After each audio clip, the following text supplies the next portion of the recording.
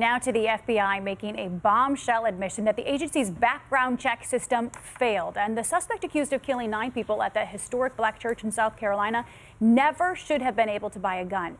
That massacre led to this historic scene, however, the Confederate flag being taken down from outside the state capitol, where it has waved for more than a half century.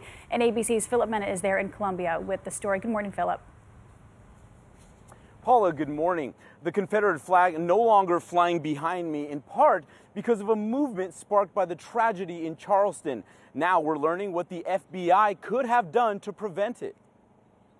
This morning, the FBI admitting its background check system failed, saying confessed killer Dylann Roof should not have been allowed to buy the gun allegedly used to shoot and kill 9 people inside a Charleston church. Brandon Risher's grandmother, Ethel Lance, among those killed. Having an admission is one thing, but it doesn't, dry up any of my tears or any of my concerns. If anything, it infuriates me even more. The fateful chain of events beginning on Saturday, April 11th. Roof goes to buy a handgun at this South Carolina gun store. Because it's the weekend, the FBI wouldn't begin the required criminal background check until Monday, April 13th. When an FBI examiner learns Roof was arrested on drug charges. But they're not able to reach the arresting police department, and the FBI is unaware that Roof had allegedly admitted to the crime, a crucial fact that should have prevented him from getting the gun. By law, the FBI has 3 days to stop a gun sale. On April 16th, with no word from the FBI, Dylann Roof is sold the .45 caliber Glock.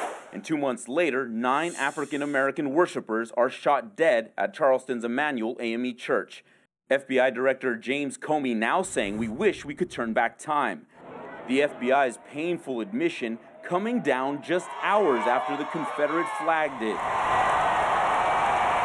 The result of a heated debate sparked by the shooting in Charleston.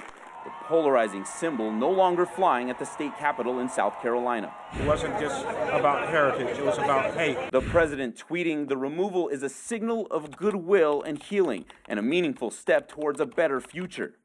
A future forged through tragedy.